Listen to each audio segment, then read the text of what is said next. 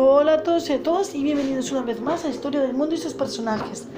Hoy vamos a hablar de Pedro I de Castilla, más conocido como Pedro el Cruel. Así vamos a poner el casco, las gafas, el cinto, encendemos el motor y nos vamos a 1334. Pedro I de Castilla nació en Burgos el 30 de agosto de 1334. Fue llamado en la posteridad el Cruel por sus detractores y el Justo o el Justiciero por sus partidarios. Fue rey de Castilla desde el 26 de marzo de 1350 hasta el día de su muerte. Pedro el Cruel nació en la torre defensiva del monasterio de Santa María la Real de las Huelgas, en Burgos. Pedro era hijo y sucesor de Alfonso XI de Castilla y de María de Portugal, que a su vez era hija del rey Alfonso IV de Portugal y el último rey de Castilla de la Casa Borgoña. O sea, como sabéis, todos los reyes de Castilla que hemos hecho en esta temporada han pertenecido a la Casa Borgoña. Con Pedro se termina la Casa Borgoña. Es un detalle que quiero puntualizaros, lo que significa que el siguiente vídeo ya no va a pertenecer a Castilla ni a la Casa Borgoña, sino que va a pertenecer a un imperio. Pero sigamos hablando de Pedro. Su educación fue muy descuidada, pues Alfonso XI, llevado por su amor a Leonor de Guzmán, dejó la crianza de su heredero a María de Portugal, la reina consorte, que vivió con su hijo en el Alcázar de Sevilla. Él comenzó a reinar en marzo de 1350, cuando todavía no había cumplido los 16 años de edad. Estuvo marcado por las luchas entre las distintas facciones que se disputaban el poder, los diversos hijos que había tenido su padre, el rey Alfonso XI, con Leonardo de Guzmán, los infantes aragoneses, primos carnales del rey, y la reina madre, María de Portugal. Inicialmente, el poder fue controlado por la facción de la reina madre y del favorito portugués Juan Alfonso de Alburquerque, que le había servido de ayo.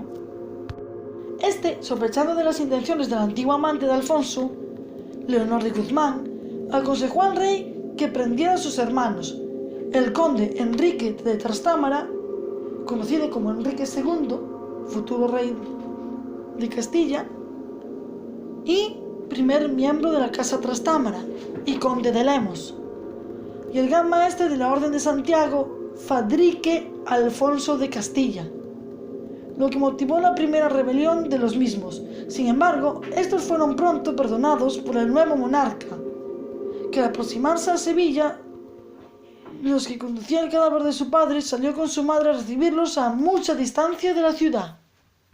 A mediados de agosto de 1350, Pedro cayó gravemente enfermo. La posible sucesión apuntaba hacia su primo carnal, el infante Fernando de Aragón, y Castilla, marqués de Tortosa y sobrino de Alfonso XI. Otros preferían a Juan Núñez de Lara, descendiente de los infantes de la Cerda, por línea masculina, aunque estos habían renunciado formalmente a la sucesión a cambio de sus sustanciosas propiedades. En tiempos del abuelo de Pedro, Fernando IV de Castilla, el restablecimiento del joven rey condujo a levantar el sitio puesto en Gibraltar y que cesara toda guerra con los musulmanes. Convaleciente de su enfermedad, Pedro permaneció en Sevilla hasta principios de 1351. El monarca persiguió a Nuño Díaz de Lara, un niño de 3 años, hijo del ya difunto Juan Núñez de Lara, para despojarle del señorío de Vizcaya, aunque no pudo capturarle. Sí que hizo suyo el territorio de las Encartaciones, conquista que realizó Fernán Pérez de Ayala, padre del cronista Pedro López de Ayala. Nuño Díaz de Haro falleció al poco tiempo.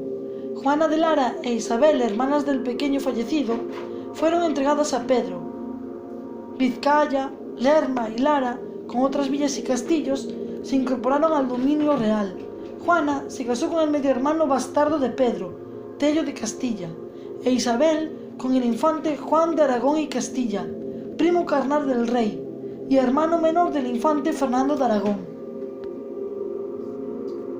Fernando fue asesinado años más tarde por orden de Pedro IV de Aragón. Juana Isabel Núñez de Lara, el infante Juan de Aragón y la madre de los infantes aragoneses Juan, Fernando y tía Carral de Pedro I, fueron asesinados en diferentes fechas por orden de Pedro I de Castilla. De estos crímenes salieron beneficiados finalmente el hijo bastardo del rey Alfonso, el futuro Enrique II de Castilla, que se encontraba en el mismo lugar de Aragón, en el que fue asesinado el infante Fernando y el hermano de Enrique, Tello de Castilla, señor consorte de Vizcaya, quien ocultó el asesinato por parte de Pedro de su esposa y señora titular de Vizcaya, Juana de Lara.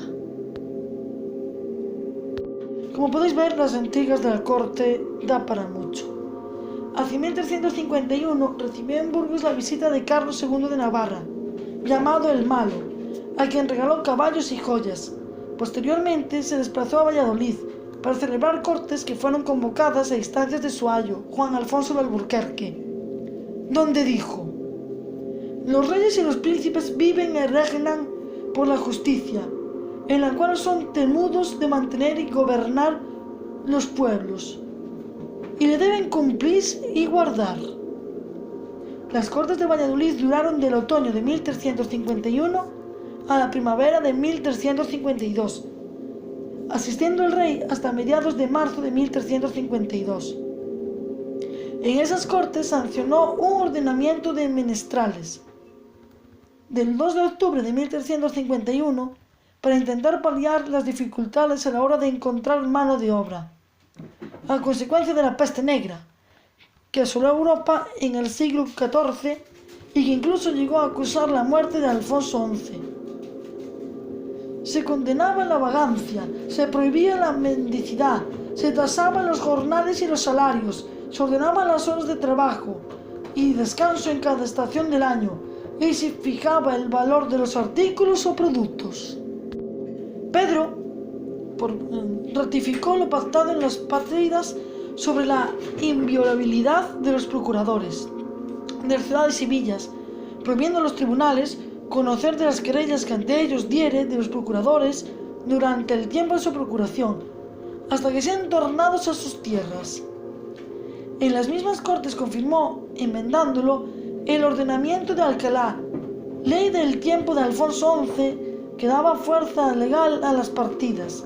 Sancionó de nuevo el Fuero Viejo de Castilla, que publicó en 1356, y con la intervención del rey se aprobaron leyes contra los malhechores, se organizó la administración de justicia, se dictaron las disposiciones para el fomento del comercio, la agricultura y la ganadería.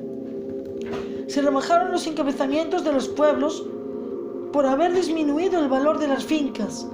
Se procuró reprimir la desmoralización pública, no menos que la relajación de costumbres en clérigos y legos, y se trató de aliviar la suerte de los judíos, permitiéndoseles que en las villas y ciudades ocupasen barrios apartados y que nombraran alcaldes que entendieran en sus pleitos. Con todo ello, el rey afirmó su alianza con las ciudades, que representaba a los comerciantes y a los artesanos, lo cual los nobles entendieron como un ataque a sus privilegios, aumentando su enemistad con el rey. Desde Valladolid, de donde salió a finales de marzo de 1352, pasó a Ciudad Rodrigo, para reunirse con su abuelo materno, el rey de Portugal Alfonso IV, que le dio prudentes consejos para el gobierno, recomendándole especialmente que viviera en paz con sus hermanos. Después de la reunión con Alfonso IV de Portugal, se dirigió a Andalucía para someter a Alfonso Fernández Coronel, que se había sublevado en Aguilar, si bien hubo de encomendar bien pronto a otros aquella guerra, por haber sabido que su hermano Enrique se fortificaba en Asturias, no tardó en conseguir que su hermano se lo sometiera con las mayores muestras de arrepentimiento. Con igual rapidez y fortuna, sofocó los intentos de rebelión de su otro hermano, Tello. Así pudo volver a Andalucía y en 1353 dar muerte por ejecución a Fernández Coronel. En aquel tiempo, Pedro ya era amante de María de Padilla. Tras llegar a Valladolid, su prometida Blanca de Borbón se casó con esta el 3 de junio de 1353.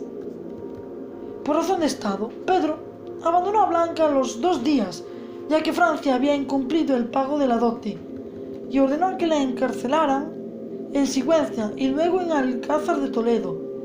Con ello provocó la ruptura con Francia, la caída de Alburquerque y una rebelión en Toledo, que pronto se extendió a otras ciudades. En 1354, y tras la rebelión, destituyó al alguacil mayor a los demás depositarios de la autoridad real nombrados por Alburquerque, reemplazados por los Padilla, sus nuevos favoritos. Desposeyó a Juan Núñez de Prado del maestrazgo de la Orden de Calatrava y se la dio a Diego García de Padilla, hermano de María, el cual hizo dar muerte a su predecesor en el castillo de Maqueda, perteneciente a la misma orden por un tal Diego López de Porras. El apartamiento del señor de Alburquerque del servicio del rey no bastó y decidió quitarle los lugares que tenía. Pedro sitió la plaza de Medellín. Los caballeros que defendían la plaza enviaron un mensaje a Alburquerque, en lo que le pedía ayuda a los que lo privara del homenaje que como guardadores de la plaza tenían prestado a Juan Alfonso, que no pudo ayudarlos.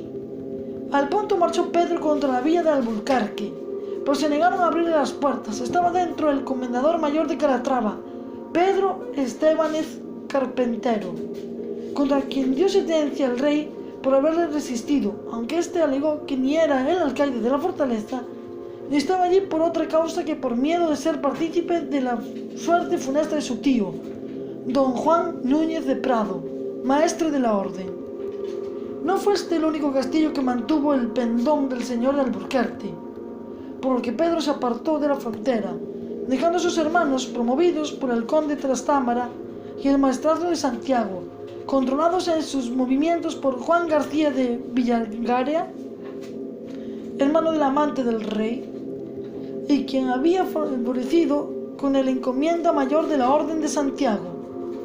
Al mismo tiempo envió sus mensajeros a su abuelo, el rey de Portugal, con quejas contra Alburquerque, los cuales llegaron al tiempo en que se celebraba en Évora las bodas de Fernando de Aragón, marqués de Tortosa y primo hermano de Pedro I, con María, infanta portuguesa, una parte de nobleza levantisca.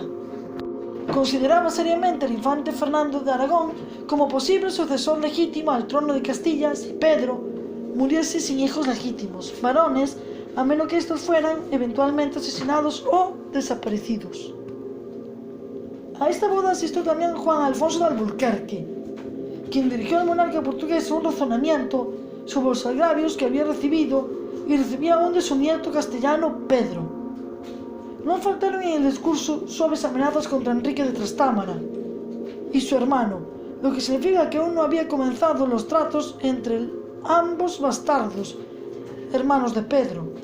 Alfonso IV de Portugal dio a entender entonces las quejas de su nieto Pedro sobre la gestión de Alburquerque, de las rentas de Castilla y, por último, se mostró orgulloso de haber procurado al rey un enlace ilustre, la paz con Aragón, Navarra y Portugal.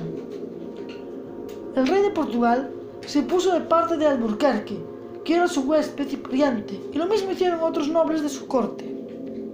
Para algunos caballeros castellanos de la comitiva del novio, conforme a la pretensión de los embajadores, se embravició la disputa, de manera que los festejos estuvieron a punto de ser sangrientos, aunque el rey lo impidió con su autoridad y mandato. La corte portuguesa pasó después a Estremoz, y con ella iban Juan Alfonso de Alburquerque, y allí recibió un mensaje de Enrique y Fadrique, quienes habían sido puestos por su hermano para defender la frontera, en la cual proponían pactos y alianzas a Juan Alfonso de Alburquerque, encaminados a lograr ventajas para los tres. Se ordenaron en Elvas y Badajoz, y tan avanzados iban los tratos que apresaron a Juan García de Villaguera, aunque logró escapar de las pocas horas y presentarse a su señor informándole de la conjura. El pacto postulaba que la corona de Castilla fuera para el infante Pedro, hijo del rey de Portugal, como nieto de Sancho IV de Castilla, en lugar para Fernando de Aragón, primo carnal de Pedro I de Castilla. El infante portugués recibió las propuestas por boca de Álvar Pérez de Castro, hermano del célebre Inés de Castro, y les admitió, aunque sabedor su padre Alfonso IV de Portugal de lo que tramaba, le hizo desistir de ello. siendo acaso parte de su resolución última su hermana María, madre de Pedro I de Castilla, que fue todo a reunirse con Pedro en Toro. Incluso el Papa Inocencio VI fue informado de Amiñón de las desdichadas de la reina consorte Blanca de Borbón, hermana de la reina consorte de Francia, Juana de Borbón. Venida de su padre Pedro I de Borbón, sin la dote monetaria pactada por los negociadores castellanos de Talboda, se consiguió entonces que el rey pasase en Valladolid 2 días más al lado de Blanca, pero se dice que no hizo caso a tales quejas, pues ya tenía tratos de casamiento con Juana de Castro, mujer viuda, de noble prosapia, a pesar de que vivía tanto su esposa Blanca como su amante María. Parece que Juana de Castro se resistía a estos proyectos de nuevo matrimonio, porque la viuda creía válido el anterior Pedro con Blanca. La pasión acalló de continuo toda prudencia en el rey, que no solo ofreció varios lugares y castillos en prenda de que celebraría el matrimonio, sino también quiso probar que no era válido el matrimonio de Valladolid. Parece que 2 obispos, el de Salamanca, Juan Lucero, y el de Ávila, no Juan, como dicen algunos autores, sino quizás Sancho Blázquez de Ávila, estuvieron dispuestos a analizar o reparar lo sucedido. A Pedro y Juana los casó el obispo de Salamanca en Cuéllar, y Juana de Castro tomó el título de reina, aunque los cronistas posteriores aseguran que el día siguiente el rey la abandonó para irse alterado a Castrojeriz por las nuevas que le trajo uno de los suyos. El Papa comisionó a Beltrán, obispo de Sénez o de Sena, para que formase un proceso canónico contra los obispos de Salamanca y Ávila, y condenase al rey con graves penas para que abandonase a Juana y se uniese a su esposa. De no hacerlo, le daba plena autoridad para proceder, no solo contra el monarca, sino contra sus ayudas y cómplices, siquiera fuesen arzobispos, obispos, cabildos, monasterios, duques, condes, vasallos, castillos y lugares. El Papa escribió también al monarca, reprochándole con duras frases sus delitos contra la pública honestidad y el olvido de los deberes de su rango supremo, esperando que al fin volviera a vida mejor y cariñosa de su consorte.